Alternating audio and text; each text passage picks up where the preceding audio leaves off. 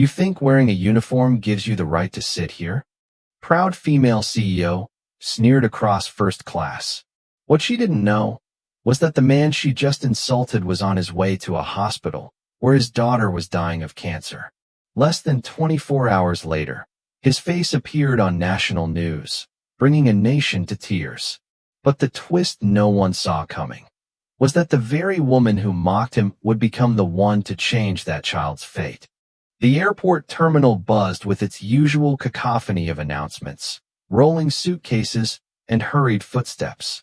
Victoria Langford, impeccably dressed in her Chanel suit and Christian Louboutin heels, checked her Rolex for the third time in 5 minutes. The flight to Boston was already delayed by 30 minutes, and her patience was wearing thin. When boarding finally began, Victoria's first-class ticket should have guaranteed her a peaceful journey. However, as she settled into her window seat, she noticed a young man in military fatigues approaching her row. Her perfectly manicured fingers tightened around her leather handbag. "Excuse me, ma'am," the soldier said politely. "I believe I'm in 2B. Victoria barely contained her eye roll. Another soldier, probably expecting special treatment and recognition just for wearing a uniform. She'd seen it countless times. The priority boarding, the thank you for your service comments, the perpetual hero worship that seemed to follow anyone in military dress. The soldier, whose name tag read Mitchell S., carefully stored his worn duffel bag in the overhead compartment and settled into his seat. Victoria noticed he moved somewhat stiffly, favoring his left side. "I suppose you got some kind of military discount for the seat," she couldn't help remarking, her voice dripping with disdain. Darius Mitchell turned slightly, his expression neutral. "No, ma'am. Full fare." Victoria's perfectly arched eyebrow raised skeptically. "Usually your kind expects everything handed to them on a silver platter. Special treatment everywhere you go." A slight tension appeared in Darius's jaw, but his voice remained steady. "I assure you, ma'am, I'm not expecting any special treatment." "Oh, please," Victoria scoffed, warming to her topic. "I see it all the time. Everyone falling all over themselves to thank you for your service, giving you discounts, special privileges, as if putting on a uniform automatically makes you some kind of hero." Several nearby passengers shot disapproving glances in Victoria's direction, but she ignored them. The soldier simply pulled out a worn photograph from his breast pocket, looking at it with such intensity that it only irritated Victoria further. "What's that? Your propaganda photo op with some poor foreign children?" she sneered. Darius's fingers tightened slightly around the photo's edges, but his voice remained calm. "No, ma'am. This is my daughter, Lila. She's 6. "Oh, how convenient." Victoria rolled her eyes. "Playing the family man card now. Let me guess. You're on some noble mission to save the world while leaving her behind." The flight attendant's announcement about takeoff procedures provided a brief respite from the tension. Darius carefully tucked the photograph back into his pocket, while Victoria made a show of checking her emails one last time before airplane mode. "Actually," Darius said quietly once they were airborne, "I'm heading to Boston Children's Hospital. Lila has a rare form of leukemia." Victoria let out an exaggerated sigh. "Of course she does.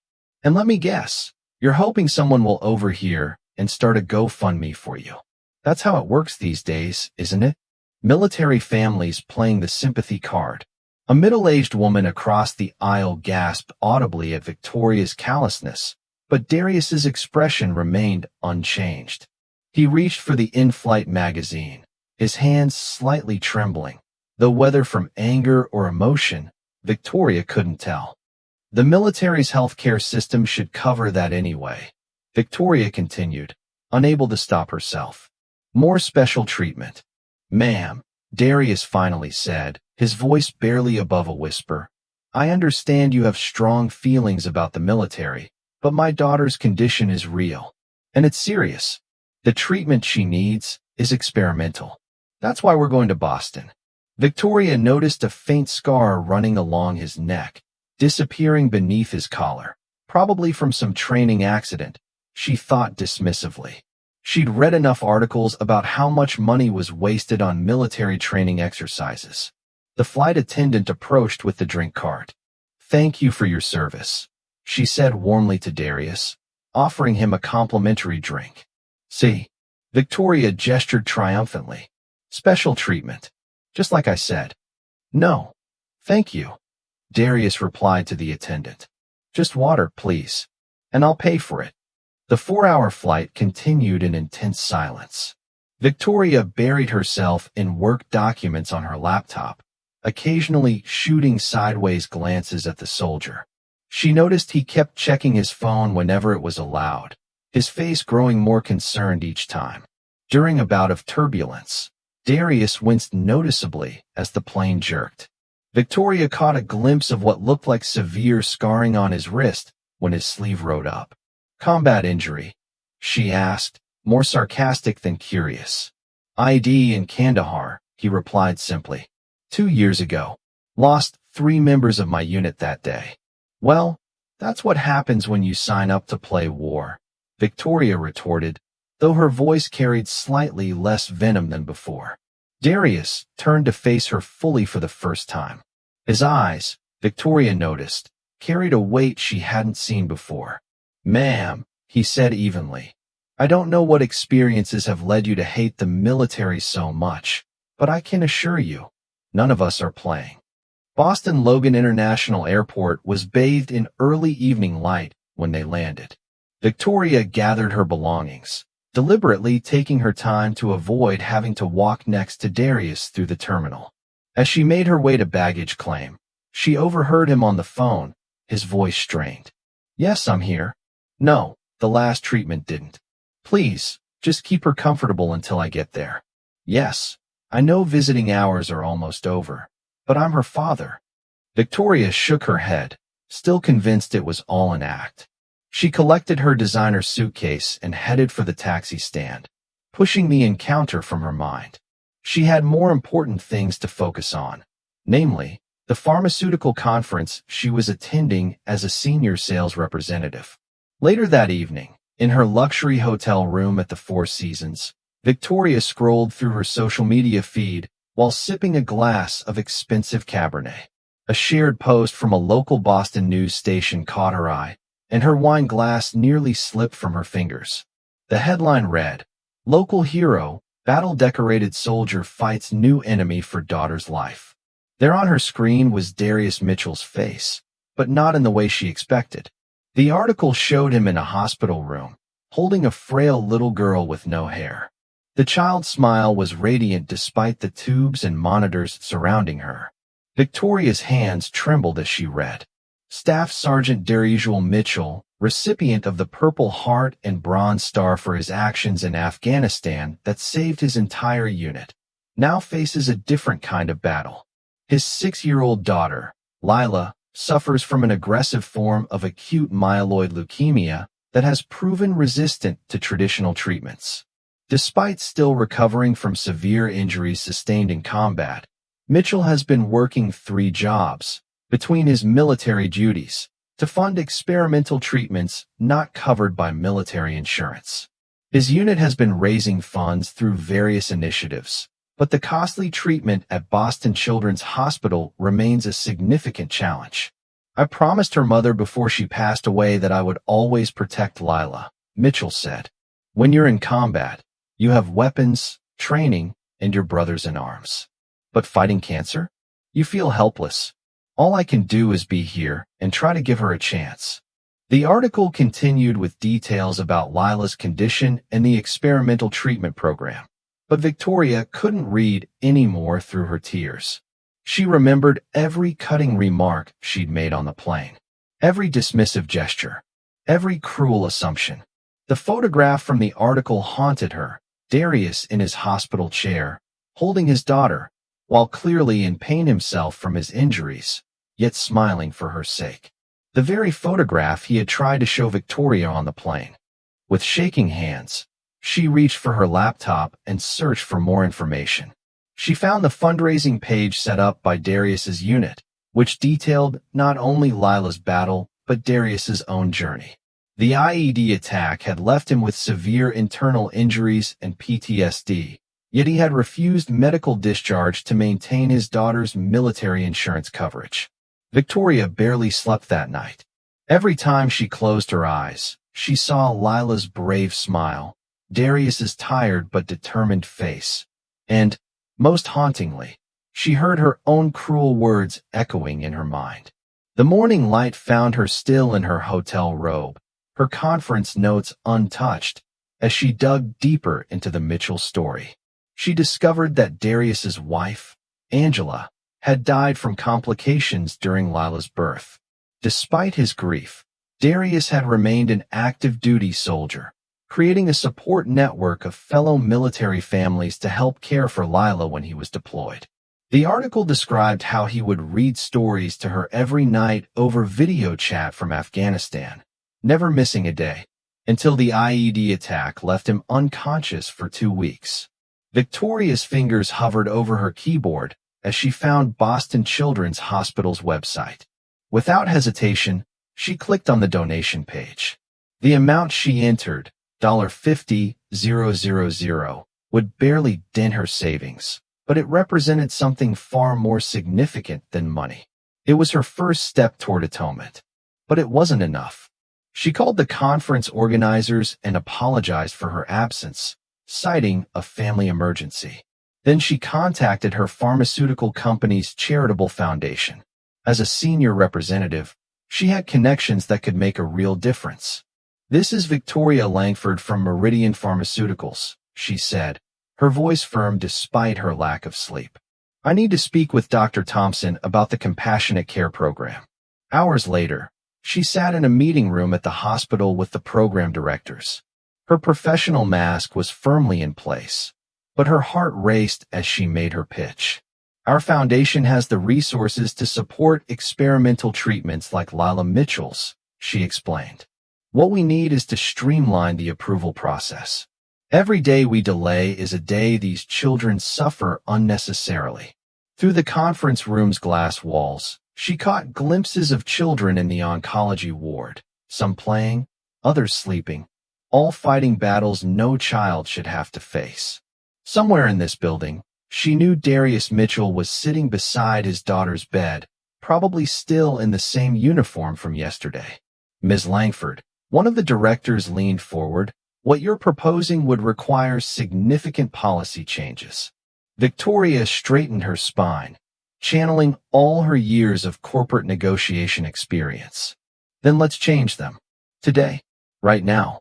She thought of how quickly she had judged Darius, how easily she had dismissed his sacrifice and his pain. The least she could do now was fight just as hard for his daughter as he had fought for his country and his fellow soldiers. As day turned to evening, Victoria found herself in the hospital's cafeteria, surrounded by spreadsheets and policy documents. Her perfectly styled hair had become disheveled, her expensive suit wrinkled, but she barely noticed. She was on a mission of her own now. Through the large windows, she could see families coming and going, their faces telling stories of hope, fear, and determination. A young nurse approached her table, carrying a fresh cup of coffee. "You've been here all day," the nurse observed, placing the coffee before her. "You're the pharmaceutical rep working on the Mitchell case, aren't you?" Victoria looked up, surprised. "Yes, I am. Do you know them?" The nurse's face softened. "Everyone here knows Lila. She's our little warrior princess. Even on her worst days, she makes sure to give everyone a smile." "And her father?" Victoria asked, her voice low. The nurse paused, shaking her head in admiration. "I've never seen anyone so devoted. He sleeps in that uncomfortable chair every night he can, still wearing his uniform most times, because he comes straight from work." Victoria's throat tightened. "His second job?" "Third, actually," the nurse corrected. "He picks up security shifts at night when Lila's sleeping. Says every dollar counts." The coffee turned bitter in Victoria's mouth as she remembered her accusations about special treatment and handouts. She pulled out her phone and opened the fundraising page again, noting it was still well short of its goal. "Could you?" Victoria hesitated. then continued. Could you tell me what Lila likes? What makes her happy? The nurse's face lit up. Oh, she loves princesses, especially Belle from Beauty and the Beast. Says she likes that Belle reads lots of books, just like her. And unicorns. Her room at home is full of them. According to her dad, Victoria jotted down notes, an idea forming in her mind. She had connections, not just in pharmaceuticals, but in corporate events and fundraising. She'd spent years building networks for her own career advancement. Now it was time to use them for something more meaningful. She pulled out her phone again, this time dialing a number she hadn't used in months. Ethan, it's Victoria Langford. Remember that favor you owe me? I need your help organizing an event. A big one. Over the next few hours, Victoria made call after call to event planners who owed her favors, to local businesses she'd networked with, to her own company's public relations department. Each call built upon the last, creating a web of support and possibilities. We're looking at a charity gala, she explained to her corporate events team. But not just any gala. I want it to be magical, something a 6-year-old princess would dream about. Over the next 2 weeks, Victoria's life transformed completely.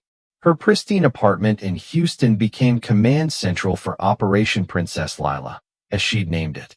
Designer suits were replaced by casual clothes as she worked around the clock, coordinating between Boston and Houston. She hadn't approached Darius yet. Every time she saw him in the hospital hallways, usually looking exhausted but still managing to smile at the staff, shame kept her from speaking up. Instead, she channeled her energy into action. The Boston Children's Hospital's grand ballroom was secured for the event. Local businesses began donating services. Florists promised arrangements that would transform the space into an enchanted garden. Lighting specialists designed a starlit ceiling effect, and a premier catering company offered their services at cost. But Victoria's masterstroke came through her connection to a major entertainment company.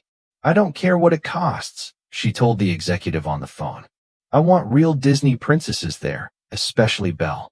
And yes, I'll handle the liability insurance personally. Her corporate reputation for being hard-nosed and demanding suddenly became an asset in a different way. When vendors hesitated, she didn't back down. When bureaucrats cited regulations, she found solutions. She was fighting now with the same determination she'd once used to close million-dollar sales deals. One afternoon, while overseeing decorations in the hospital ballroom, she overheard 2 nurses talking outside. Lila's numbers aren't good today, one whispered. Dr. Phillips had to adjust the treatment protocol again. How's her father taking it? Still at her bedside. He's reading her Beauty and the Beast for the 100th time. Says it keeps her spirits up. Victoria's hands trembled as she checked her phone.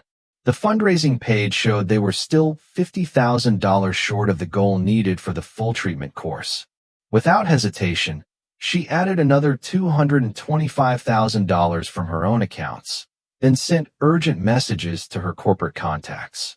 That evening, she finally gathered the courage to walk past Lila's room. Through the window, she saw Darius in his familiar position, still in his security guard uniform, reading from a worn storybook.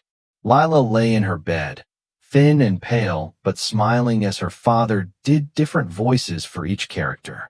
Victoria noticed the room's bare walls and standard hospital furnishings. Within an hour, she had arranged for a team to transform it overnight while Lila slept. They would need to be quiet and follow strict hospital protocols, but Victoria was determined. By morning, Lila's room would be a princess's chamber, complete with twinkling lights, removable wall murals, and a canopy over her bed. As she walked back to her hotel that night, Victoria reflected on how different she felt from the woman who had boarded that plane 2 weeks ago. Her designer handbag now carried printouts of medical research alongside her makeup, and her phone's recent calls were filled with charity organizations rather than business contacts. The morning Lila discovered her transformed room became legendary among the hospital staff. Victoria, pretending to be reviewing charts at the nurse's station, heard the little girl's delighted gasp all the way down the hall. Daddy, look. It's just like Belle's castle. Darius's voice, thick with emotion, carried through the hallway. It sure is, princess. Looks like you had some fairy godmothers working overnight.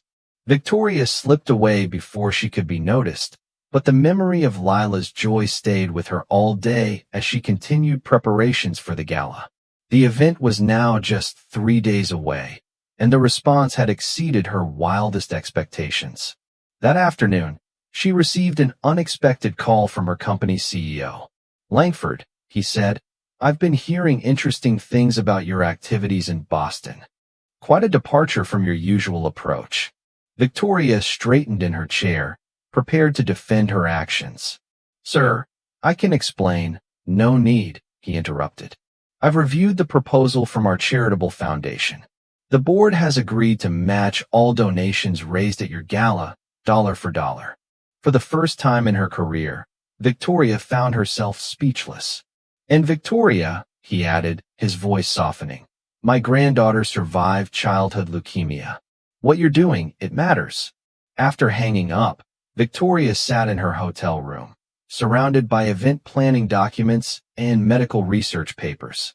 She pulled up an old email on her phone, one she'd received 5 years ago but never opened. It was from her younger sister, Angela, asking for help with medical bills.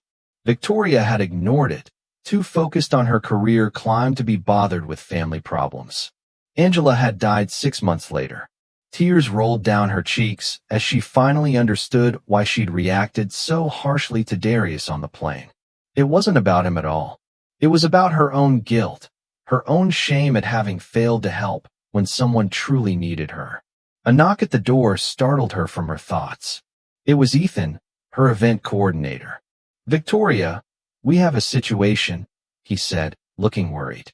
"The hospital's PR department just received a call from a local news station. Someone leaked information about the gala. They're running a story tonight about the mysterious benefactor helping the Mitchell family." Victoria's heart raced. She wasn't ready for Darius to know. Wasn't ready to face him. Not yet. "What should we do?" Ethan asked. Victoria took a deep breath, straightened her shoulders, and made a decision. "Get me in touch with the news station. It's time to stop hiding." The evening news segment aired at 6 o'clock. Victoria sat in her hotel room, watching herself on screen as she told a carefully edited version of how she'd become involved with Lila's case. She spoke about the foundation's matching grant, about the upcoming gala, about the community's overwhelming response. What she didn't mention was that first encounter on the plane. Her phone began ringing almost immediately after the broadcast. She ignored the calls from colleagues and reporters, but one name on the screen made her freeze: Darius Mitchell. With trembling fingers, she answered. "Hello, Ms. Langford." Darius's voice was exactly as she remembered, calm and steady. "Hi. I hope I'm not disturbing you. The nurses gave me your number." "No, not at all," Victoria managed to say, her heart pounding. "I just watched the news," he continued. "I don't know how to thank you for everything you've done." Lila hasn't stopped talking about her room. And now this gala. Victoria couldn't bear it anymore. "Mr. Mitchell, Darius, there's something you need to know." She took a deep breath. "I was on your flight. From Houston. I was the woman who—" "I know," he interrupted gently. "I recognized you the first day you came to the hospital." Victoria sank into her chair, stunned. "You knew? All this time?" "Yes, ma'am. But why didn't you say anything? After how horrible I was to you?" "Because," Darius said quietly, "I could see you were trying to make amends. My father used to say actions speak louder than words. Your actions these past weeks have said everything that needed to be said." Tears flowed freely down Victoria's face. "I was wrong. So wrong about everything. The things I said about you, about the military." "Ms. Langford," Darius interrupted again. "Lila would like to say something." There was a rustling sound. Then a small, cheerful voice came on the line. "Hello? Daddy says you're my fairy godmother. Did you really make my room magical?" Victoria laughed through her tears. "I had some help from other fairy godmothers, sweetie." "Can you do more magic?" the girl asked earnestly. The doctors say my medicine isn't working very good. Victoria's heart clenched. Lila, honey, I promise you, I'm going to do everything I can to help make you better. Are you excited about the party? Yes. Daddy says there might be real princesses there. Is Belle coming? She's my favorite. The night of the gala arrived with all the magic Victoria had envisioned. The hospital's ballroom had been transformed into an enchanted castle, with twinkling lights cascading from the ceiling like falling stars. Crystal chandeliers cast warm golden light over tables decorated with roses and glass domes, reminiscent of Beauty and the Beast. Children from the oncology ward, dressed as princes and princesses, filled the room with laughter and wonder. Lila Mitchell made her grand entrance in a yellow Belle-inspired gown, custom-made to accommodate her medical equipment. Despite her frailty, her eyes sparkled with joy as she took in the scene. Darius, dressed in his formal military uniform, held her hand as she walked carefully into the ballroom. Victoria watched from a distance, her heart full. She had chosen a simple blue gown, wanting all attention to remain on the children, but Lila spotted her immediately.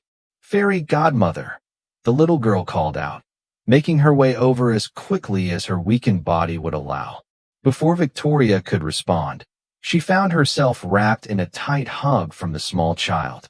"Thank you for making everything so beautiful," Lila whispered. Victoria knelt down to Lila's level, careful of the child's foreline. "You, my dear, are the most beautiful princess here." The evening unfolded like a dream. Professional Disney character performers mingled with the children, but the real Belle spent extra time with Lila, reading stories and singing songs. Corporate donors and local celebrities who had attended opened their hearts and their checkbooks as they witnessed the pure joy on the children's faces. During a quiet moment, Darius approached Victoria at her table. "May I have this dance?" he asked formally, extending his hand. As they moved slowly across the dance floor, Victoria finally found the courage to speak directly about that day on the plane. "I've been carrying so much anger, so much guilt about my own sister," she confessed. "I took it all out on you that day. I can never fully apologize enough." Darius's eyes showed understanding. "Sometimes the hardest person to forgive is yourself," he said quietly. "But look around. Look at what your guilt transformed into. Every child here tonight feels like royalty. You did that." "The fundraising total," Victoria said, changing the subject as her emotions threatened to overwhelm her. "We've exceeded the goal by almost double. With the company's matching grant, Lila's entire treatment is covered, plus a fund for other children in similar situations." Darius stopped dancing, his eyes glistening. "I don't know how to thank you. Just promise me one thing," Victoria replied, watching Lila twirl with Belle across the room. "Promise me you'll bring her to my office in Houston when she's better. I have a job offer for the strongest princess I know, Chief Happiness Officer of our pediatric division." 1 year later, Victoria stood in the lobby of Meridian Pharmaceutical's Houston headquarters, nervously adjusting the "Welcome, Chief Happiness Officer" banner. The past year had brought changes she never could have imagined that day on the plane. The experimental treatment, fully funded by the gala's proceeds, had worked better than anyone dared hope. Lila's cancer had gone into remission 3 months ago, and while she would need ongoing monitoring, her doctors were cautiously optimistic. Victoria had transformed too. She'd accepted a new position as director of the company's expanded compassionate care program, turning her talent for aggressive business tactics toward helping families navigate the complex world of medical coverage and experimental treatments. The program she'd created for Lila now helped hundreds of other children. The elevator doors opened and Lila Mitchell bounded out, her hair grown back into cute pigtails, her cheeks full of healthy color. She wore a t-shirt that read Princess Warrior and carried a stuffed unicorn. "Miss Victoria," she cried, running to embrace her. "Look, no more tubes." Darius followed more slowly, looking relaxed in civilian clothes. He'd retired from the military 6 months ago, and now worked as a counselor for veteran families facing medical crises. His own experience had given him unique insight into their struggles. "Ready for your first day as Chief Happiness Officer?" Victoria asked, presenting Lila with a tiny nameplate for her desk, a real desk set up in a corner of Victoria's office. "Yes, Daddy says I get to help other kids who are sick, just like you helped me." As they walked toward the office, Victoria noticed Darius looking at her with an expression she couldn't quite read. "Something wrong?" she asked. "No," he smiled. "Just thinking about how life works sometimes. If you hadn't been angry enough to confront me on that plane, if I hadn't been stubborn enough to keep my cool, if you hadn't been curious enough to look up that article, everything happens for a reason," Victoria finished, watching Lila explore her new workspace with delight. "The hospital called yesterday," Darius said quietly. "The fund from the gala has now helped 50 children access experimental treatments. 10 are already in remission." Victoria felt tears threatening again. Happy tears, the kind she'd come to know well over the past year. "You know what this means, don't you?" she asked, grinning at Lila. "We need another gala. And this time, our Chief Happiness Officer can help plan it." Lila's eyes lit up. "Can we have Cinderella come this time? And make the whole building into a castle?" "Princess," Victoria laughed, "we can do anything we set our minds to. That's the lesson I learned from you and your dad." As she watched Lila begin drawing plans for the next gala, Victoria reflected on how a moment of darkness on an airplane had led to so much light. Her sister Angela, she felt, would have been proud of the person she'd become. Darius caught her eye and smiled, understanding in his gaze. They both knew that sometimes the greatest transformations come from our worst moments, and that forgiveness of others and of ourselves can create miracles. Lila's voice broke through her thoughts. "Miss Victoria, can we get a real unicorn for the next party?" Victoria laughed. "Well, Chief Happiness Officer, let's start with the planning and see what magic we can make happen." Because if there was one thing Victoria had learned in the past year, it was that magic was real. It just came in unexpected forms, like the love of a father for his daughter, the kindness of strangers becoming family, and the power of a changed heart to change the world.